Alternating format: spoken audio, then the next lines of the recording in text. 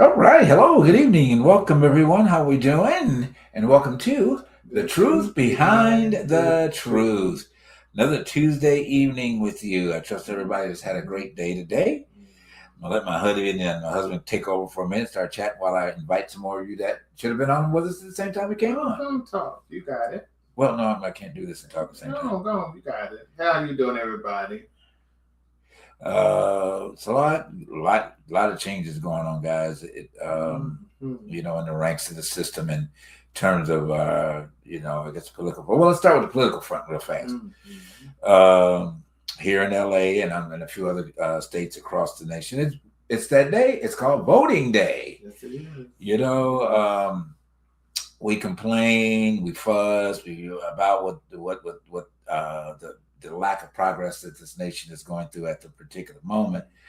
But here is the day and opportunity to be able to address those particular issues.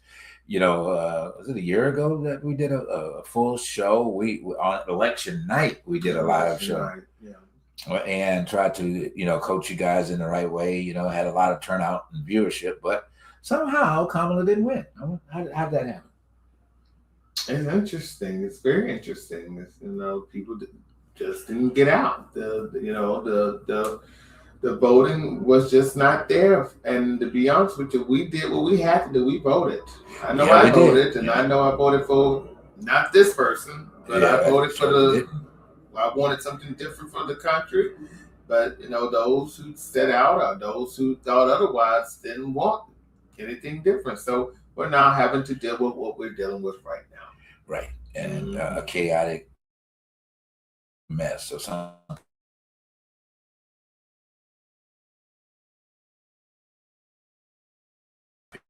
people call it SH. Yes, and what can you do but just keep being entertained and to watch. Yeah. Nice to see that the gas prices are still going up, even though in the news they're saying it's coming down a little bit, but it's still a little too high. And because of it, food is high, and people, if you can afford it, great. Yeah. A lot of us can't afford it right now, so we're doing the best that we know how to do.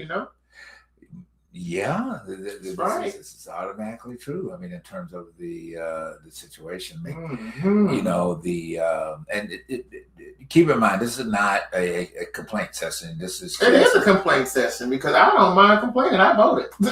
Well, I voted, so I can complain. I for those who don't vote, please don't do it because you don't get out there and do your civic duty. What's the you don't.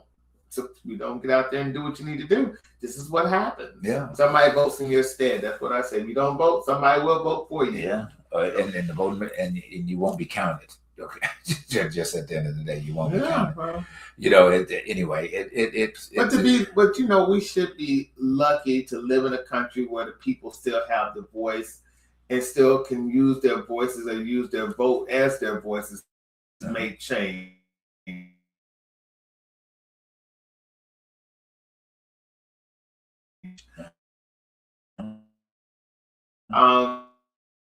There are other countries, up the speed on this thing. I did all this to the. Right, go ahead. As you were saying, to the crowd. We're just lucky. We're lucky to still have the voice, or this, still have the Constitution, which give us the right to choose our politicians and our leaders. But if you don't, you can do it is. You can. I mean, I'm really anxious to see what's going to happen here in California.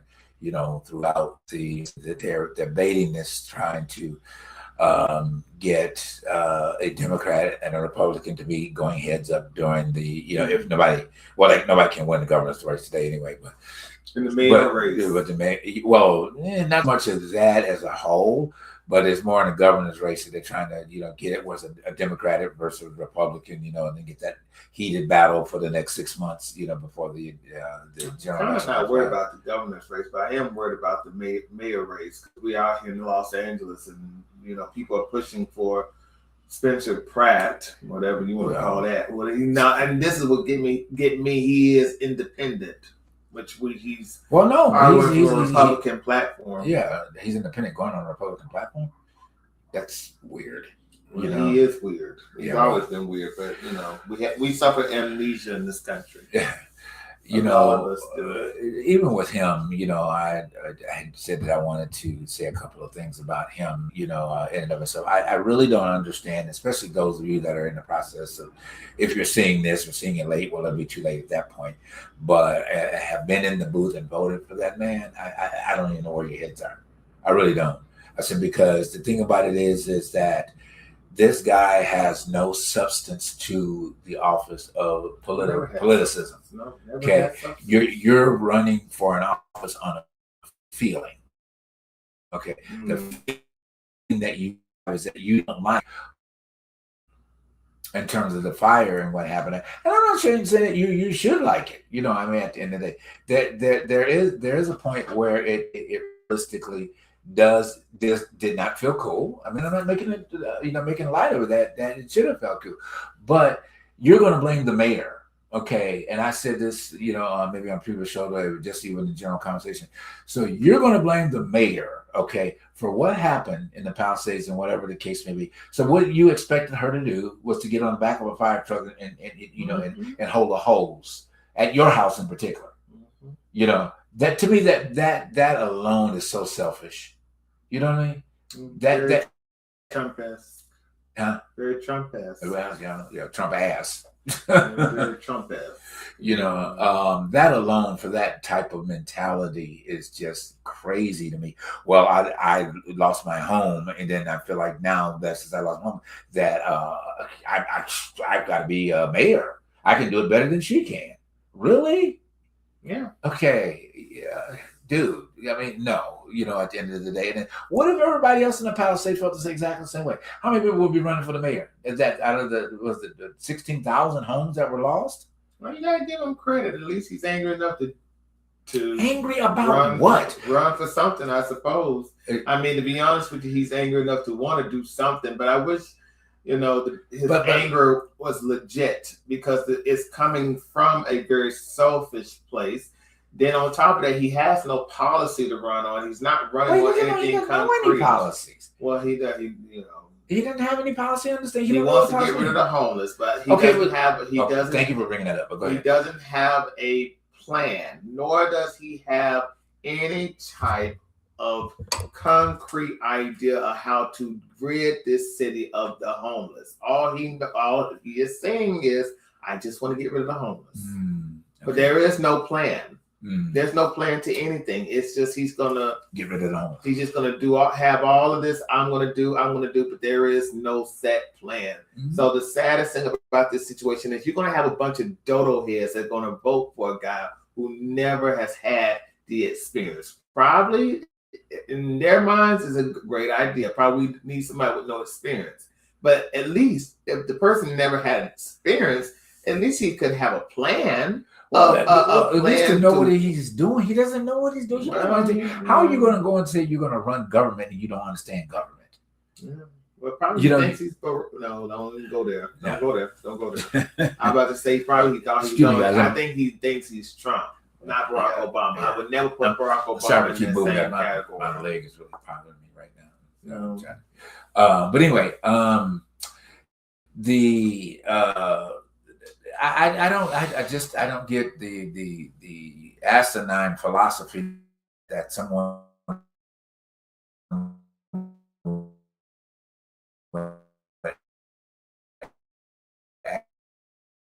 actually stand up and okay. Um, um, I really don't understand that, and it can be disappointing. And like I said, in my job, I've met a lot of disappointed people. They've come in and they, but once they got past their disappointment, they're like, you know what, I really got to do something. I really got to do something. And as a company, we offer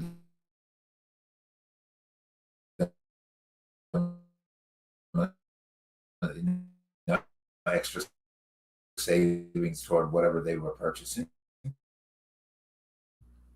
How they felt during this whole situation. I mean, you go home, you go to work and you come home and then there's no home. I get it, and I get it to the extent of at least the empathy of trying to understand where they are.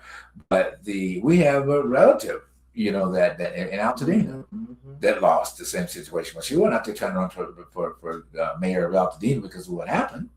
I don't, to be honest with you, I don't have a problem with him running. I don't have a problem with him doing what he thinks is best. For who? Well, listen to him. My issue with this situation is that he doesn't have a plan, and he doesn't have an iota of a. So let me interrupt you, okay? And I know you keep saying that he doesn't have a plan. He doesn't. Yeah, and rightfully true. I mean, but you got to have a plan to have a plan. You got to have a plan to have a plan. Your plan can't be that I'm angry and disappointed because I lost my house, my parents' house, and that's it. I'm running for office because that's all the man has said in bitch about the home. Well, you knew about this, which you opened up for me a few minutes ago. You knew about this homeless situation prior to the fire. Where was your active point about going down to, if it had hurt you that bad, why were you not down at the city council meetings doing anything that you can to support it? Too big on them drugs. Well, okay. Allegedly. They all on drugs. Allegedly. So where was that participation? Where were you being on the video? Anybody can go down shoot a video on Skid Row because Skid Row looked like a shithole. Plus, he does a lot of reality shows. He was doing that before all of this. Yeah, but selling crystals. Okay. Whatever that might be. But how much of that crystal money that you passed off to get these people off the street? You ain't doing that. Okay. How much did you go to fight hunger? In the process of why a lot of these people are still remaining on the street. How many of these people have you went and talked to that are on the street? You're pointing fingers and saying what somebody else should have been doing. But regardless if it played out exactly the way she intended it fully to play out, the mayor has done a great job in terms of getting rid of these encampments. You just can't go through the whole city with a sweep and just get rid of people. At the end of the day. These people that are on the street some of them have some very serious issues, but mental issues. Yes, it's a very serious issue, and you got to know how to have a treatment plan. But let's just go back in history just a little bit since we talked about that. Is that the Republican governor, Republican president. In the 1980s, he decided that mental treatment should not be mental disorder should not be treated. You should be treated for drugs. You should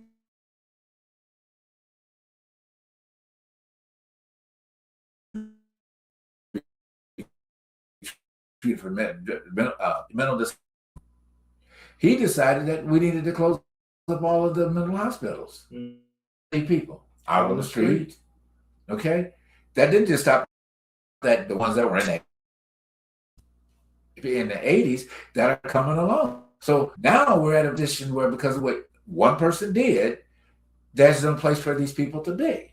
Well, that's what happens when you have people in office that don't believe in socialism. Oh, that's true. That's true.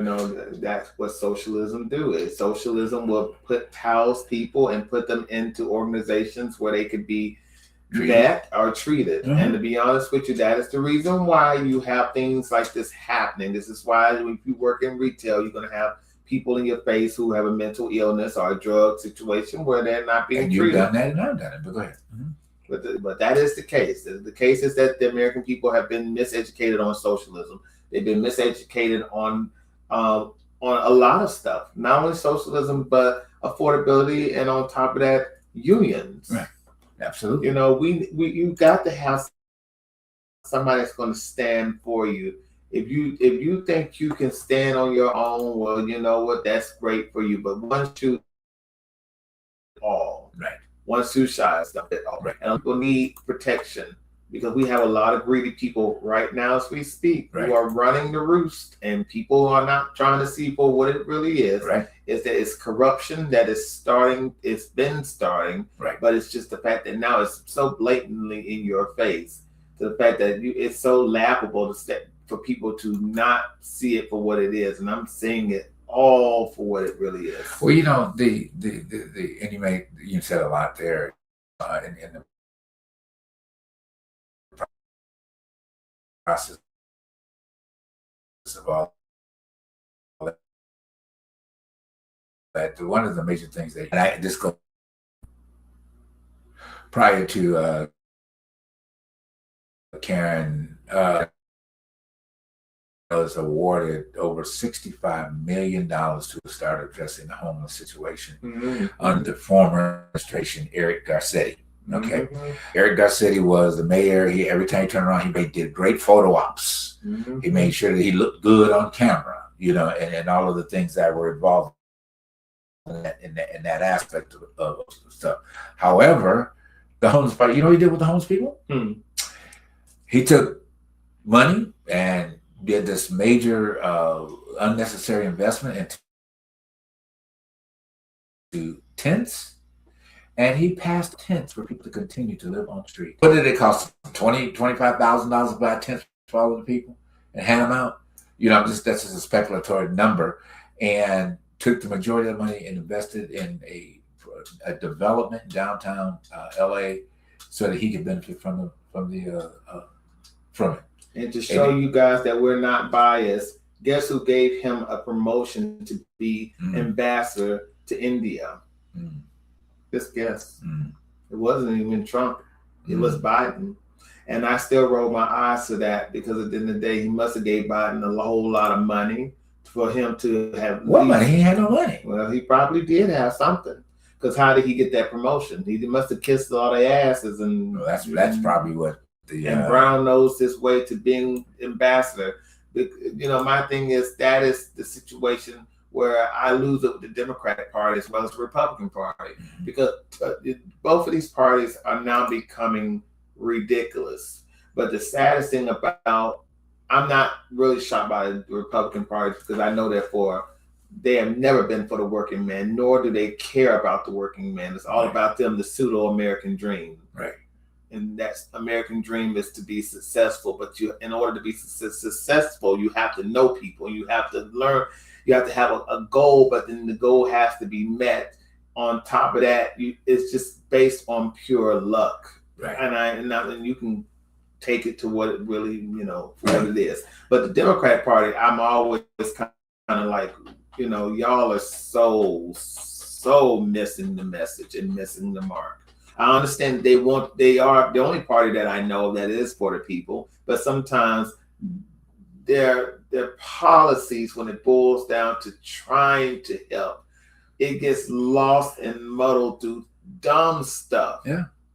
Dumb stuff. I mean, to be honest with you, that, you know, we're talking about this situation with Epstein and, you know, all this, and I know I'm getting off the mark, but this is what really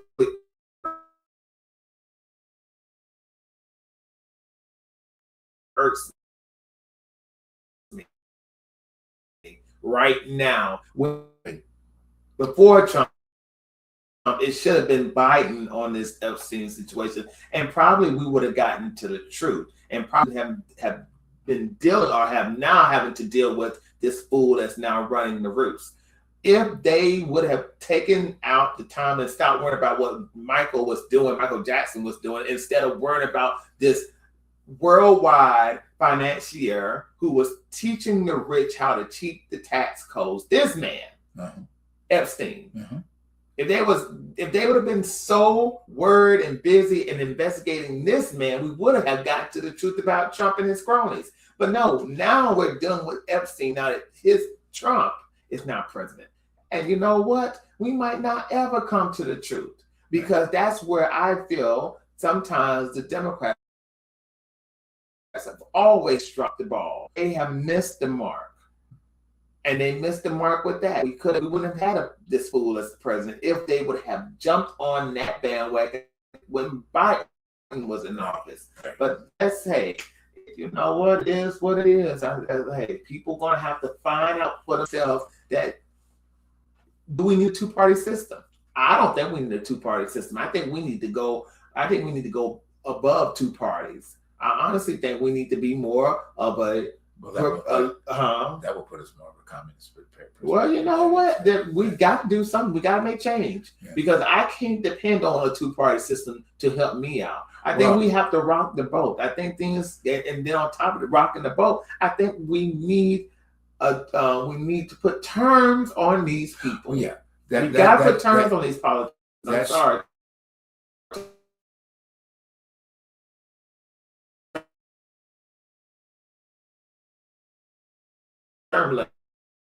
That should have been established sometime. We have conversations regularly about particular system and whatever is involved. And then again, majority of Americans pay attention to the system that is in place.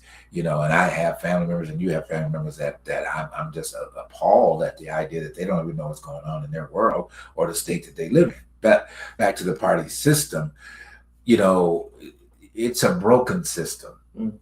And we have really tried. We've had leaders or alleged leaders that say that they had an idea to fix the broken system and whatever. Well, number one is that you need to establish term limits. So what it should be is that going in, if you're going to break the system, now this is what I do. If you're going to break, repair a broken system, you got to get rid of the broken pieces. Mm-hmm. Okay, so you immediately go in with the idea and just say, hey, look, this is your last term, wherever you are, unless you are a junior at the Hill, you work with. Mm-hmm. This is your last term. Now you can make decisions or whatever the case may be to rerun after you sat out for 4 years. You've got to sit out for 4 years, and not be in government at all.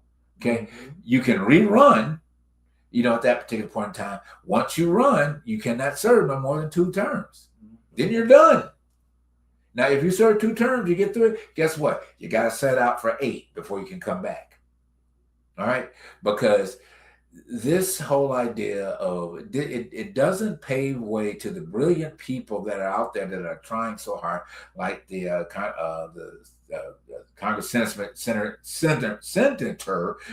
in Tennessee. I can never think of his name, but he's doing a lot of great things. This is why Jasmine Crockett had to go where she went to go up against. Okay, mm-hmm. Because you got fixed in people that need to be fixing their ass right on out the door. Now, same way, who's the oldest woman up there right now today that her seat's up, but she don't want to leave? Dark hair, is it Dianne Feinstein? Probably Dianne Feinstein. Dianne Feinstein is 96 years old. What? Why is she here? Maxine Waters too. Is it called? Why are you here? Clyburn from South Carolina. Why are you here? They just can't let it go. Well, number one is that they're not building up replacements, and I don't care if you're Democrat or Republican. Finally, Mitch. I used to call him Bitch McConnell right now. Since he is being forced out because of his incapacitation. Man can't speak. Okay, that he's being forced out, but why was he there that long? And you had people like Paul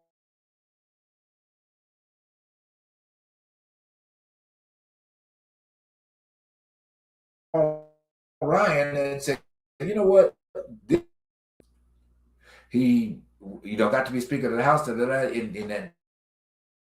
that particular point, he decided Paul Ryan knew, because Paul Ryan was young.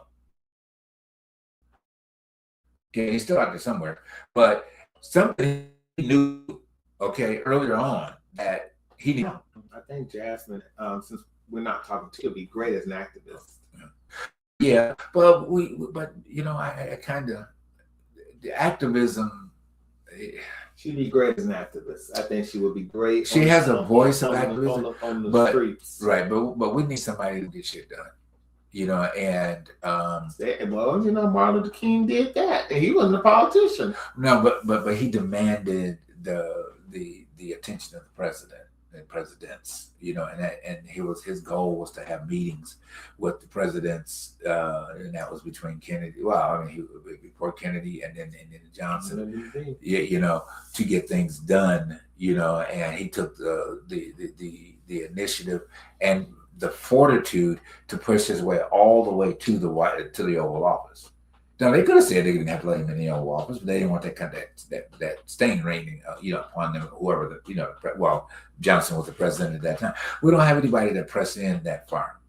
You know what I mean? We don't have anybody pressing that far. If somebody has that kind of allegiance from the people, they're too busy buying houses and getting people's money. Okay. That's what happens when you lose and drop the ball and you lose the messaging. The saddest thing about that is you need to vet people who join your organizations. You need to know if they're there for the right reasons, because people will mess you up, will mess up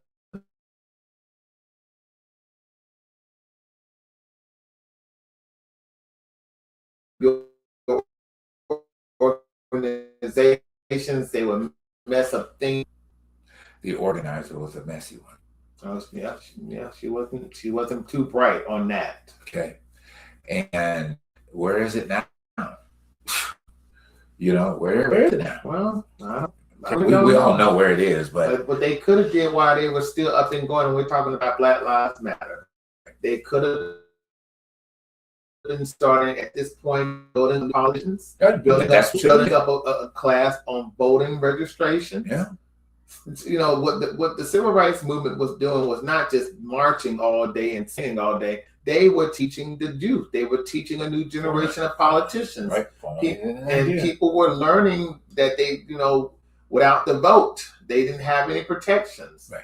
Those mass meetings were, especially during the bus boycott, was to tell the public this is what's going on and this is what we're going to have to do as a community.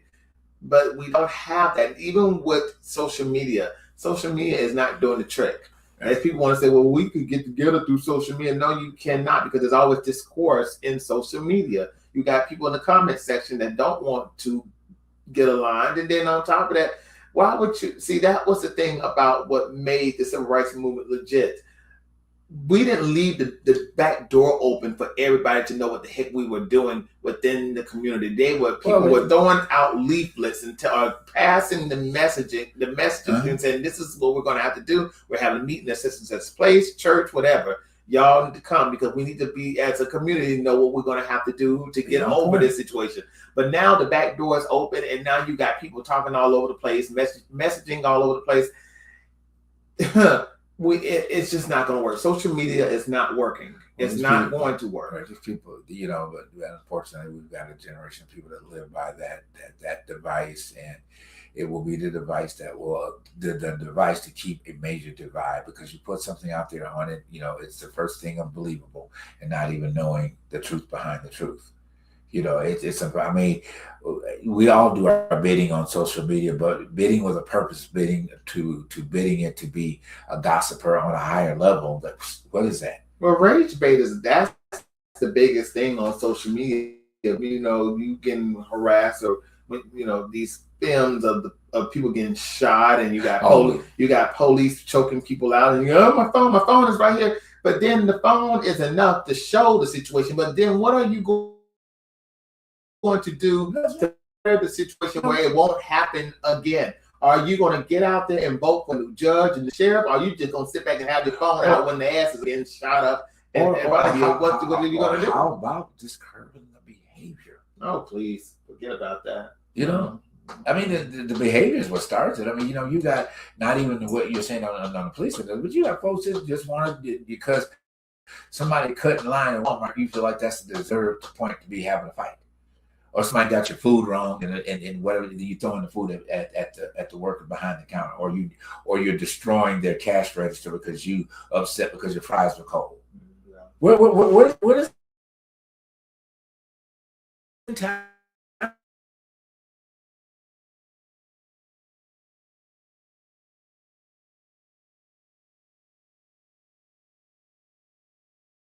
How did it come from? That's where you're getting that type of attitude and that type of mentality through social media, and not social media, but through reality shows. Right. If you're constantly watching programs that consist of people just fighting over tables and jumping over tables and just cussing people out on a whim, that's what you're watching. That's ingratiated in your brain. That's what you think is the real world, and that's not the real world. It's not.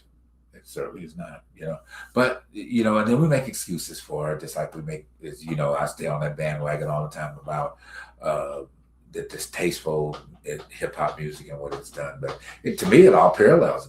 That's what they talk about. There's when the behavior comes out in that. Well, that's what mainstream provides for us. I mean, that's what mainstream shows us. Right. Is the downside of that type of art form or that type of content, because there's more to it than just what we are seeing. And I hate to say this, but I wish people use their money as their power, as their leverage, to not buy into the chaos. Right. But you can't tell people what to do in this country. This is their freedom. But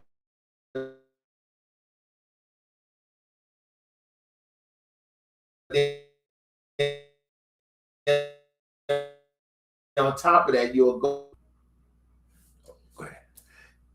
I'm going to say again, I wish people would use their money as their leverage of power to say, I'm not going to deal with this. Like I say, it's easier to go into McDonald's and cuss out somebody behind the counter about your food. Instead of cussing them out, you should ask them, give me my money back.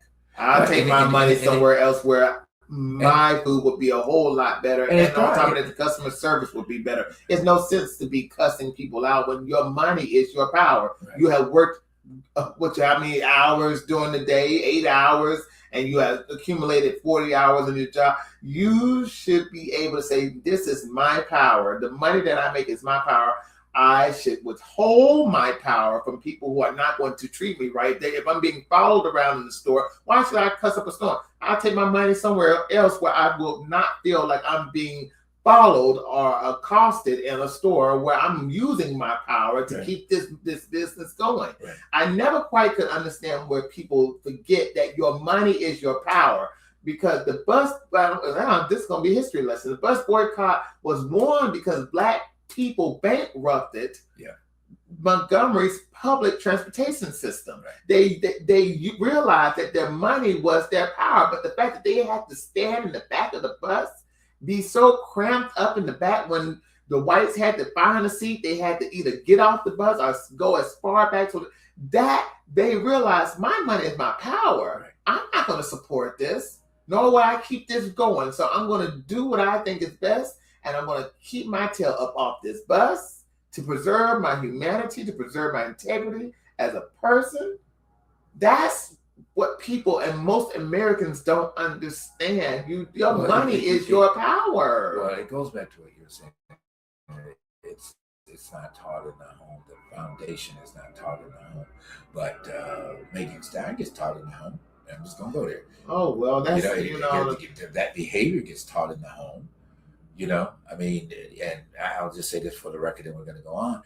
I mean, one of your greatest celebrities feels like it's appropriate to bring their daughter to an adult affair because of nepotism. Okay? Where are the boundaries? There should be boundaries. You don't go, I don't care how much money you have. That's not a place for you to be as a teenager. There are events that you need to go as being a teenager, not to some grand event where adults are doing whatever. Who could be a bitch? I could pull you off to the bathroom. One of them adults could pull you off to the bathroom. Well, that's their child. That's their child. That ain't got nothing to do with what we got going on this side of the fence. But they're just the example. But they are the wrong example because they are the wrong example because that is not what we're having to deal with. That's a situation that's within the house. They have every right to do what the heck they want to do with their child, whether we like it or not. that's their situation, I regardless agree, if they're famous or if they're doing whatever. Well, true, but you have that even not. I can break it down to just to the comment. I used to have a young lady that worked for me. Her mama was just as bad. Yeah, well, and this is not a level of nepotism. This mama was putting her daughter out so she could move her man in. Yeah. Really? Who do that? Who does that? They do, yes, but who does that? You know what I'm saying? It's sad. It is. Very sad. Because my so-called needs are more important than the child that I have to raise, the child that I created with somebody that's maybe not around anymore, or whatever the case may be. My situation is bad. A lot of selfishness going on. But anyway, so we're gonna move on. We got a couple clips here, but one that I think kind of answers your question. And it's always you'll find it listening to us. We're gonna always implement something spiritual, and because everything we talk about, it still ends up being spiritual, because it all comes from the inside of you, and then when you look at it, how you see yourself within the ranks of your Creator. So till you get that right, you're gonna be dealing with stuff that you have. But here's the reason why a lot of individuals feel the way that they feel about their Creator. I got a question for y'all.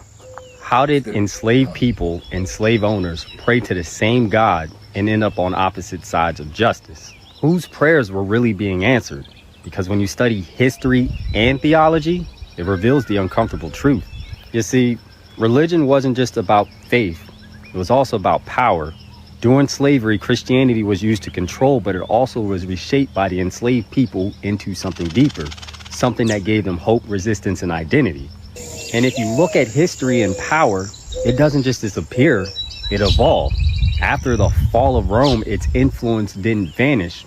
It lived through European empires, through institutions, through the spread of belief systems. And those empires expanded, first across Europe, then across the world.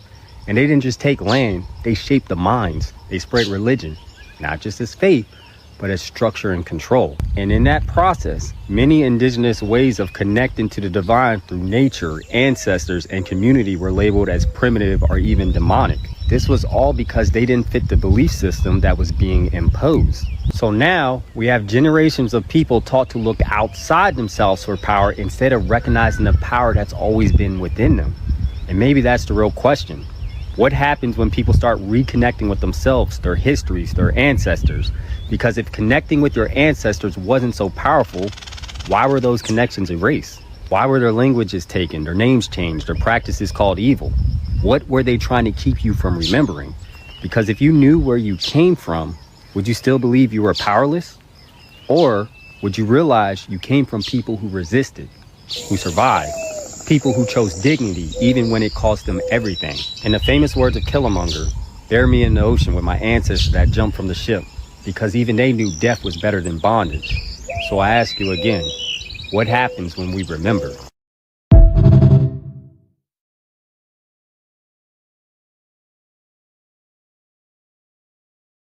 Very, very powerful. Go ahead, you can take it down. No, I think what it was a very quick history lesson as to where, typically at this point, Black people resonate in this country and what has affected us. But the sad part about his truth, not his truth, but the truth behind truth, what he was saying, is that people don't believe that. You've been so tainted with this idea that comes from religious practices that you actually believe that religious practice well beyond who you are as a person or where you came from in an ancestral basis. You know that? Okay. These people, they did a number on humanity, but did a number on Black people. Mm-hmm. They did a number on them because you were already in a position of thinking that you were less than because of the position that you were in this planet. Through slave situation. So what happened is that they found out a way to capitalize on that and just kept you more even oppressed. But you started preaching the message of bondage and despair to your own people. Where do we not wake up to the fact that these are words that we have said independently?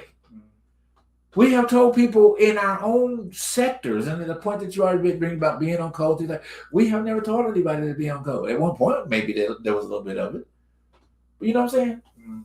But it has been something completely different from that all along, and we can see the traces of that. So, okay, here's the question: what do we do to fix it? What do we do to change it? Step away from it. Leave these so-called houses of synagogues and find an independent search for yourself about your creator as an individual. You know, if you want to be spiritual, you're supposed to be seeking your own soul salvation anyway. You're supposed to be doing it anyway. You're not supposed to be relying upon somebody to give you or tell you that, and it's inception of that. But this point of this conversation is not so much directly in about that. It is about you identifying yourself faith-wise within what is in you to move yourself forward. Mm-hmm. So everything you talked about today, you know, so far on the show, it relates back to what's going on with inside an individual, period. Okay? Your strength, your idea, your identity. Where is your identity? Everybody, well, okay, I won't say that, you know, but where is your identity? Where does your identity lie? Okay, or does it lie in the isms and the schisms, or does your identity lie in what grandmama said, hypothetically? You know, grandmamas, they told a lot of isms and schisms that weren't true. A lot of those things that they put on their generations of people were not biblical, but they swore it came out of the Bible, sitting on the coffee table, nobody ever opened. Okay, so, but I know some of y'all say, oh God, they're going against the religion of this. We have all been infected, not affected, infected. Hoodwinked too, you know, by these practices. And I get it. You acted upon what you knew, okay? I can't fight you on that, all right? But what you didn't know, you have the responsibility to find out. Simple.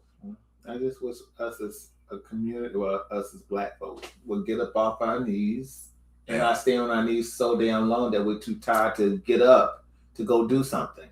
I think the only thing that he was saying in the short was he said the prayers, the two different prayers, okay. You know, one white, one black. I think, to be honest with you, he started out that way, right? Yes. Mm-hmm. I think, to be honest with you, when it boils down to white folk, they don't stay on their knees too long. They get up and they organize.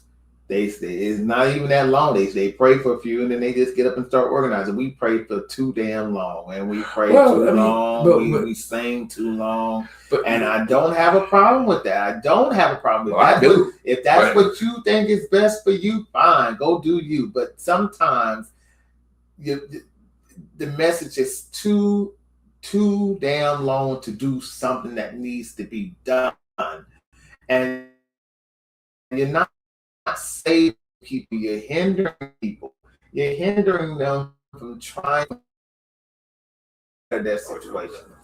Go ahead. To better their situations. And like at the end of the day, we need to leave those archaic rules and policies and doctrines and start understanding that is not the be all to end all type of situation. We have to be realistic about our earthly situation. Well, we have to be realistic and we have to organize. We're going to have to deal with people that you claim are too worldly, and I don't understand that terminology, worldly. A created farce to keep control over. The world ain't do nothing to me. Right. I think society has did more than the world. I think the world has did a great job, and it keeps us alive. Right. But that's the church lingo, and I don't understand. But keep going. I'm sorry. No, that's okay. Yeah, I mean, and well said. One of the things that whether you as our guest decide to tune in or not or whatever, I'm going to stay in this vein about separating your life from religion. And separating. I feel like that's part of my call of other the numerous amount of things that are there is to speak the truth and life into individuals' lives so that hopefully that you'll wake up, period. Just wake up, come from under that cloud. I mean, here we are once again, and I'm going to segue into him just for a moment. The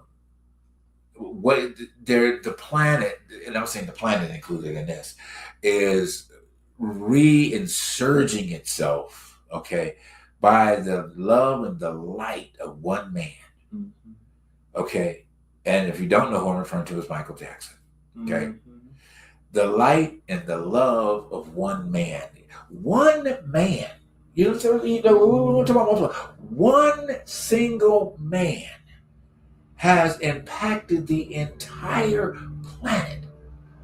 This guy told me the other day, well, I think it was my doctor or whatever. He said, and he was from India. He was raised in India. And at the time, they knew Michael Jackson doing in India. They knew him in Iraq.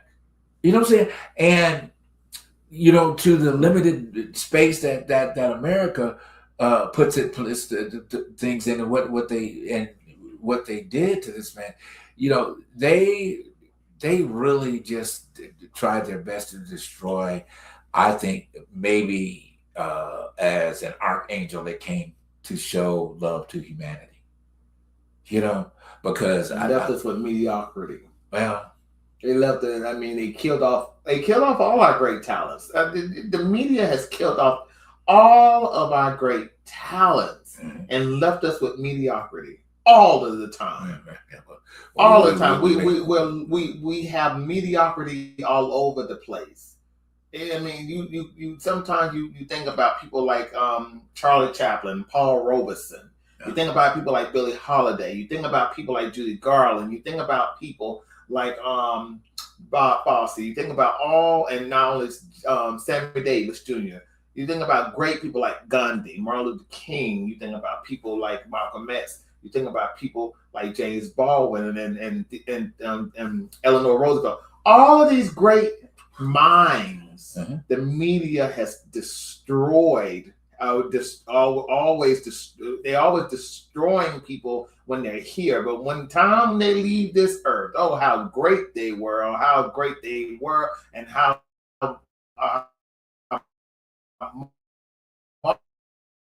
marvelous they were.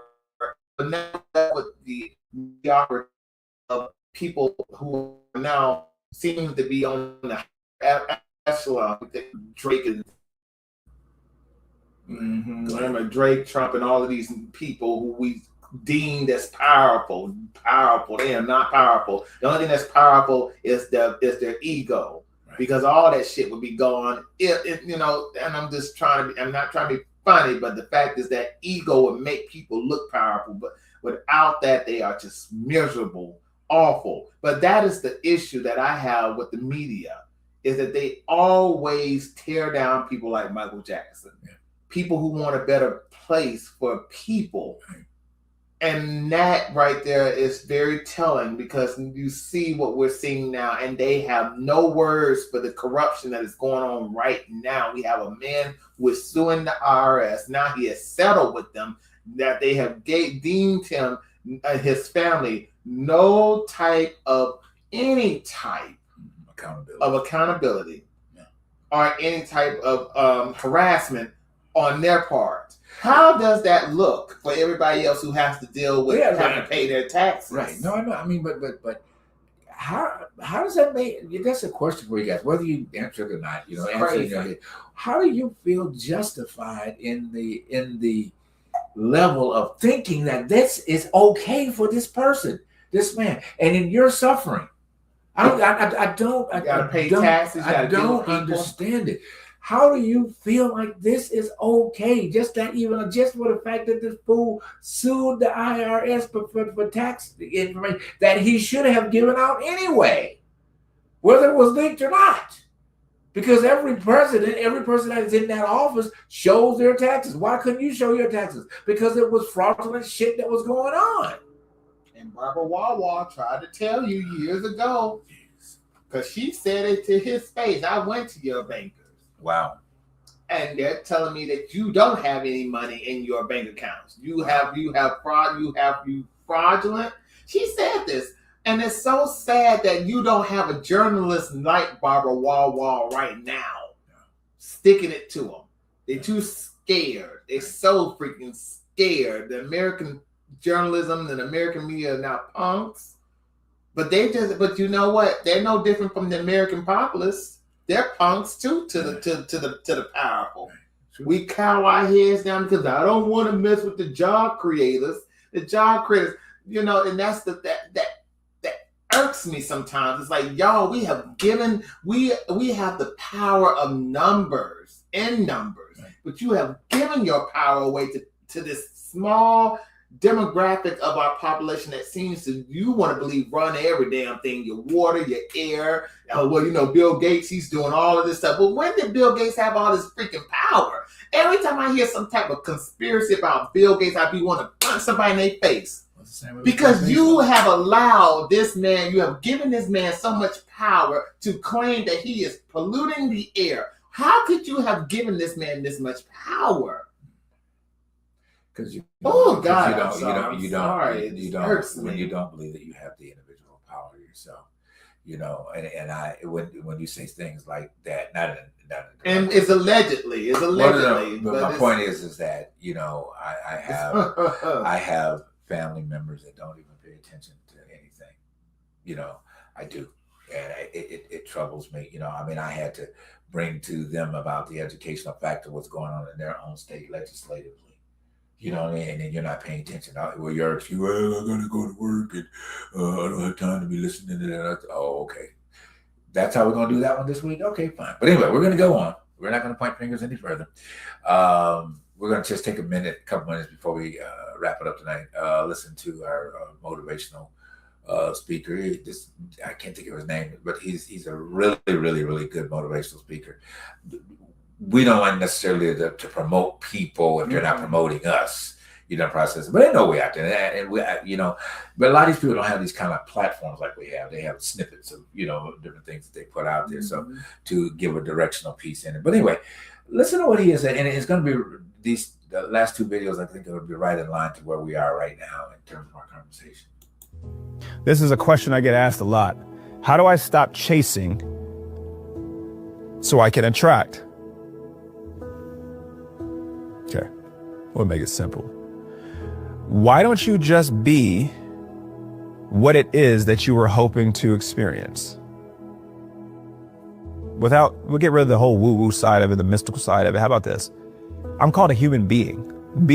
Be. That's happening in the present moment. We know that the present moment is all that exists. There's no such thing as the future or the past. These are all mental constructs. So the only thing that I have is right now. Whatever I am right now, when the next present moment hits, now, if I be that and keep being that, eventually those present moments will add up, and up there will be another here. And then look, oh my goodness, I'm being that version because you were doing it now. So here's the key. Just be it right now. It's free. It costs you nothing. Just be the version of who it is that you want to be in the future. Be that right now, without the money, without the car, without the relationship. Mentally and emotionally, assume the same frequency, the same perspective, the same belief system, the same work ethic, the same everything as that version of you. And then eventually, guess what? Reality will conform to what you are.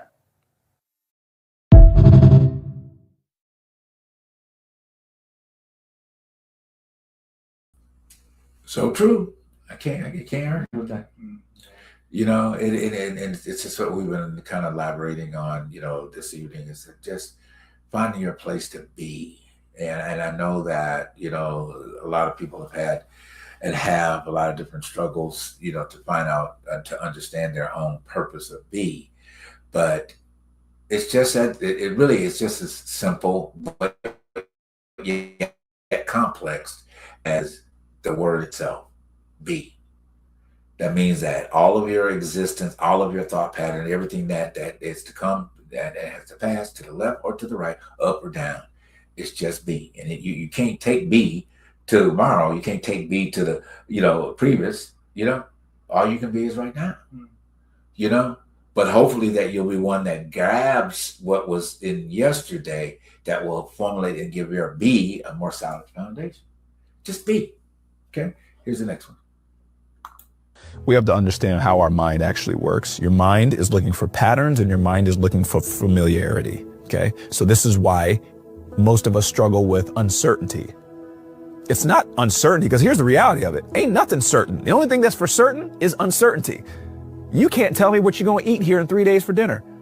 Do you know? You don't. And you're not stressed out about that uncertainty. But you see what the ego does? The mind puts itself and attaches its self-worth to control, into knowing. Why? Because that's familiarity. And if that's familiarity, we're still alive. It doesn't want the new thing, because the new thing means an old version has to die. And the ego's whole premise is rooted in survival. So this is why when you start to embrace uncertainty and not look at it as a negative, but this is an opportunity for me to shed an old skin so I can take in the new skin, so I can become a new version of me, so I can grow and evolve. Uncertainty is really a hotbed for growth.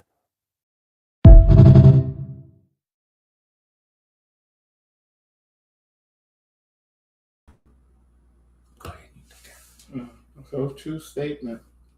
But you know, reality sets in, and sometimes it is such a hard thing to grapple with. That reality, boy, it's a hard thing to grapple, because you know, with everything he just said, it's just the life is, it's such a pressure keg. It is.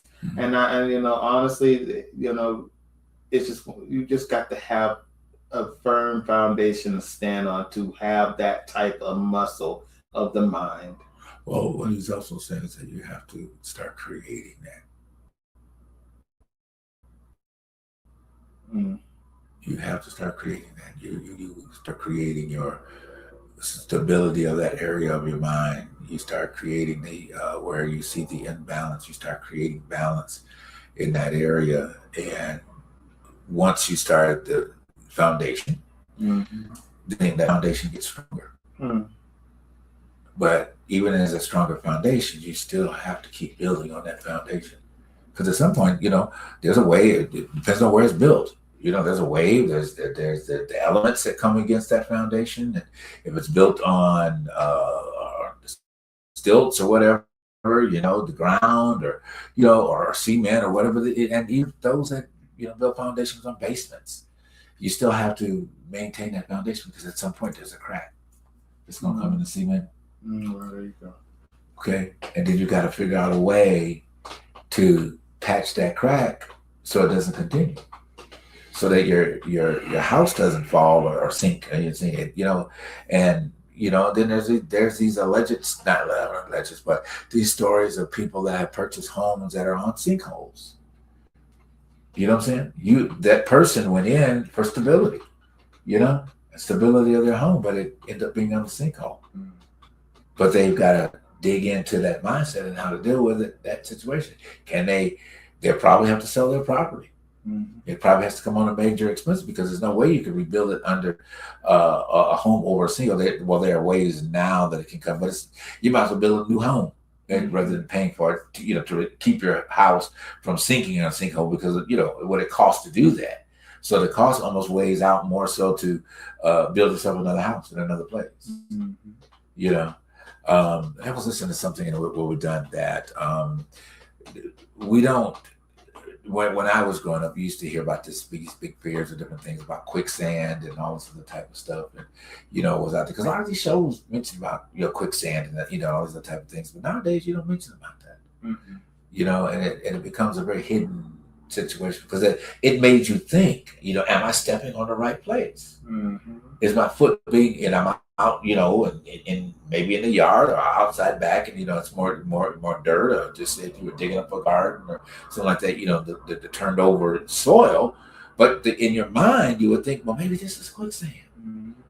What if I step on this area and it's quicksand? Who's going to be here to get me out? You know, and growing up, I used to think about that a lot. You know, when I went on meshy grass,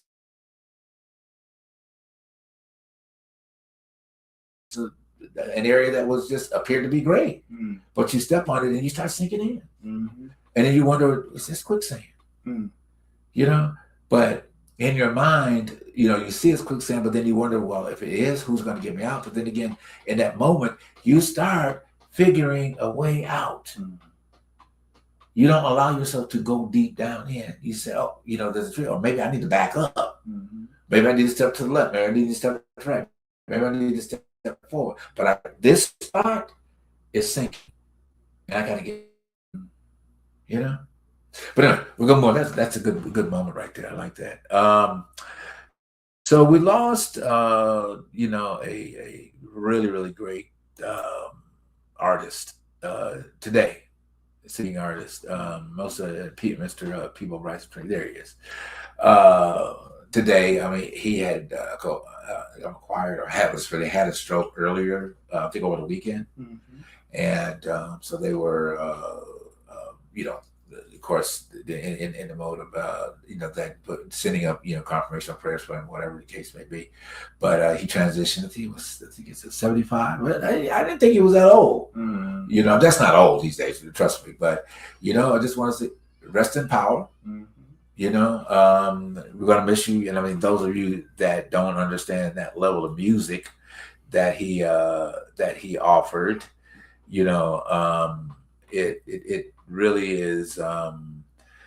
People accomplished a lot, I think through the Disney World, and what because Aladdin and Beauty and the Beast, were #1 hits. I think he won an Oscar for that one. Yeah.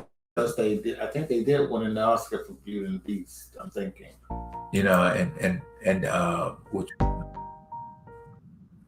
Which was really really great. That he served his point.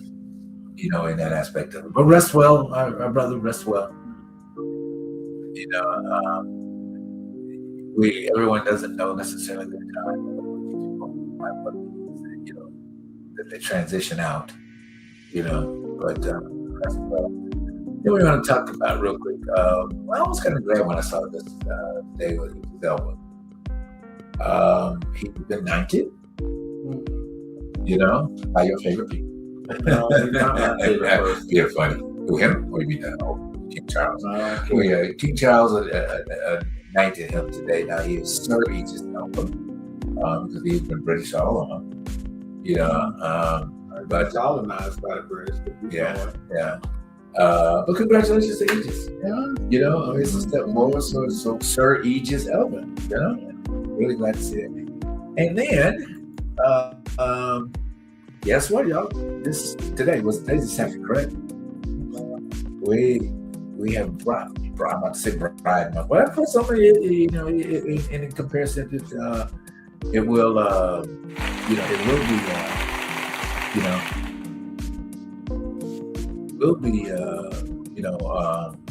celebration point, at the end of the day. So I really like this Pride example because it says Happy Pride Month. Love is love. It's not proving a point. That's one of my statements is that I really really believe in that aspect of love is love. It should not have any bearing upon it. I really like this banner that represents that great well. So celebrating Pride Month, and if you're not a part of the same gender community, I don't like all the alphabets, that get to know somebody during Pride Month. Okay, get to know somebody. Get to understand somebody that is a part of that, or the other community that gets ridiculed all year long for different reasons. Take the opportunity to get to know somebody that is of the same gender community. I'm not going with all the alphabets, okay? And really embrace them and find out that love is love at the end of the day. All right, guys, it has been a fantastic, fun evening. We appreciate you taking the time out to be with us, on the Crooked Crew. We hope that we have aligned you with some good stuff, and you'll take it to heart. Okay? For us here in California, it's a big day. What is it? 8 o'clock. The polls are just getting ready to close. And hopefully that our mayor will stay on remain be the same. If it goes down to the governor runoff, we know who we want. You know, I mean, and then we know who we definitely want, that Chad person. But anyway, I shouldn't say that, should I? It is what it is, you know, with that. But, you know, next week we'll have some good report about who won and, you know, where things are going. You know. All right. Well, thank you for tuning into The Truth Behind the Truth. We love you. We'll see you next week. Bye-bye. Oh.